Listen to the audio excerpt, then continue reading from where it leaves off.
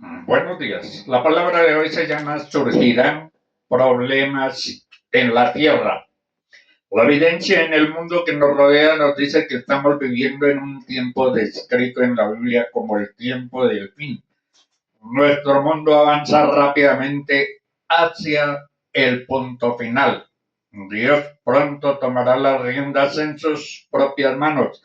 Si estamos vivos cuando sucedan estos eventos, es importante saber cuáles serán las características de esta última generación y lo más importante, cómo estar del lado de Dios, cómo el mundo que lo conocemos hoy llegue a su fin.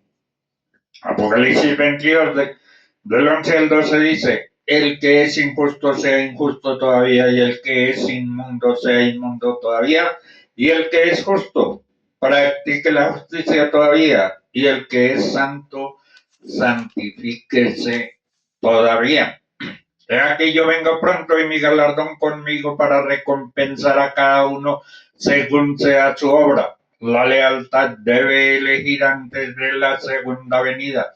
Este texto nos dice que aquellos que son malos seguirán siendo, aquellos que son justos seguirán siéndolo cuando llegue ese momento específico. Poco después que eso suceda, Jesús vendrá pronto. Llamamos a ese evento el fin de la gracia o el cierre de la puerta de la gracia porque termina el tiempo en que los seres humanos puedan cambiar la lealtad de un lado a otro. El tiempo de prueba, el tiempo de tomar decisiones eternas ha terminado. No nos dice cuánto tiempo pasará desde el final del tiempo de gracia hasta la segunda venida, excepto que la palabra pronto no será un periodo largo, pero será un periodo importante. Daniel 12:1 dice, en aquel tiempo se levantará Miguel, el gran príncipe, que está de parte de los hijos de tu pueblo, y será tiempo de angustia, cual nunca fue desde que hubo gente hasta entonces, pero en aquel tiempo será libertado tu pueblo. Todos los que se hallen escritos en el libro, en Daniel 11 escribe eventos en la historia del mundo desde los días de Daniel hasta el fin de la historia de la tierra. Apocalipsis 15:8 dice, y el templo se llenó de humo por la gloria de Dios y por su poder, y nadie podía entrar en el templo hasta que hubiesen cumplido las 7 plagas de los 7 ángeles. El tiempo de angustia descrito por Daniel será como ningún otro tiempo en la historia de la tierra, porque esta tierra nunca ha sufrido desastres como las plagas descritas en Apocalipsis 16. En Apocalipsis 8, del 3 al 5 dice, otro aquel vino entonces y se operó ante el altar con un incensario de oro y se le dio mucho incienso para añadirlo a las oraciones de todos los santos.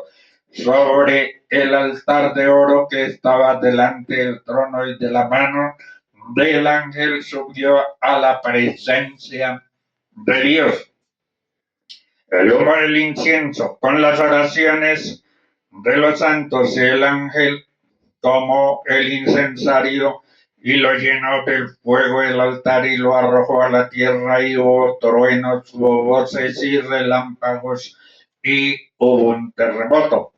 Estamos en un periodo justo antes del límite de tiempo en el que surgirán problemas en la tierra. Los ángeles de Dios han sido comisionados para contener los vientos de destrucción con un propósito específico. En Apocalipsis 7, del 2 al 4 dice, vi también a otro ángel que subía de donde sale el sol y tenía el sello de Dios vivo y clamó a gran voz a los 4 ángeles a quienes se les había dado el poder de hacer daño a la tierra y el mar, diciendo, no hagáis daño a la tierra, ni al mar, ni a los árboles, hasta que hayamos sellado en sus frentes a los siervos de Dios, cuyo número es 144,000, de todas las tribus de los hijos de Israel. La recompensa y el reconocimiento vendrán del Padre y Él determinará la recompensa propia para nosotros. Jesús derramó su vida por nosotros en obediencia al Padre y su ejemplo es el modelo a seguir.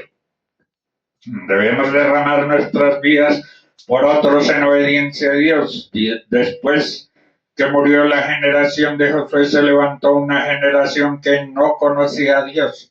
La generación que hoy está formada por nuestros hijos e hijas, por nietos y nietas, esta generación puede estar en peligro de no conocer a Dios como la generación después de Josué.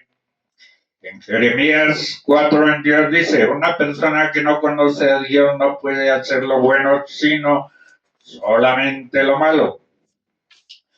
Guerrear en el espíritu es vencer todas las zonas pequeñas, todas las zorras pequeñas que dañan la viña. Zorras pequeñas como codicia, lujuria, celos, enojos, temor. Guerrear en el espíritu es levantarse una hora más temprano, quedarse una hora más tarde para tener ese tiempo de intimidad con el Señor y oír sus instrucciones y conocer su mente y su corazón. Guerrear en el espíritu significa reconocer continuamente que no estamos guerreando contra la gente, sino contra el diablo y sus demonios. Finalmente, guerrear en el espíritu requiere de amor, fe, paciencia, fidelidad y coraje. Todas estas fueron características de Josué, guerrero de Dios que por su fe y obediencia tomó la tierra prometida. Por lo tanto, debemos estar preparados, dejar la práctica del pecado y vivir una vida que agrade al Señor. Debemos vivir cada día esperando que Él regrese por nosotros, que para irnos debemos vivir una vida santa y recta. Primera de Tesalonicenses del 2 al 4 dice, porque vosotros sabéis perfectamente que el día del Señor vendrá así como ladrón en la noche, que cuando digan paz y seguridad, entonces vendrá sobre ellos destrucción repentina como los dolores de la mujer descinta y no escaparán. Mas vosotros, hermanos, no estáis en tinieblas para que aquel día os sorprenda como ladrón, porque todos vosotros sois hijos de luz e hijos del día. Una persona que no conoce a Dios está expuesta al castigo eterno. La palabra de Dios nos muestra que grandes hombres de Dios tuvieron hijos que no conocieron a Dios o se apartaron de sus caminos. Los hijos de Aarón, los hijos del sacerdote Elí, Salomón, el hijo del rey David. La venida del Señor está cerca, es inminente y de repente. Es como el relámpago que sale del oriente y se extiende al occidente. Así será la venida del Hijo del Hombre. Nadie sabe la hora, ni siquiera el Hijo, solo el Padre Celestial. Lo que es seguro es que puede ser en cualquier momento por las señales que preceden a este acontecimiento. No somos la noche ni de las tinieblas, porque no durmamos como los demás, sino velemos y seamos sobrios.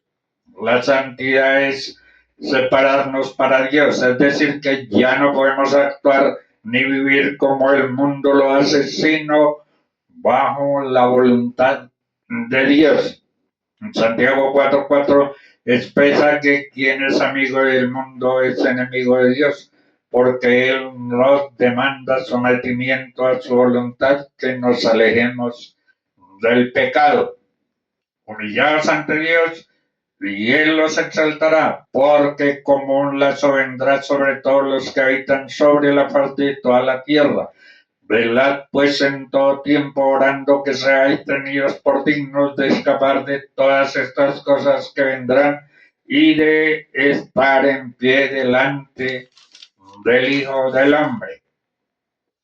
La salvación es un proceso de crecimiento espiritual. La salvación es un proceso de santificación para vivir bajo los parámetros de Dios y parecernos a Cristo. Solo el que persevere hasta el final será salvo, por tanto, estad preparados, porque el Hijo del Hombre vendrá a la hora que no pensáis.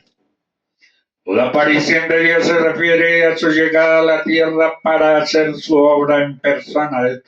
Él desciende entre la humanidad para llevar a cabo la obra de comenzar una era y terminar otra. Esta aparición es un hecho real y verdadero que cualquiera puede tocar y contemplar. Dios les bendiga.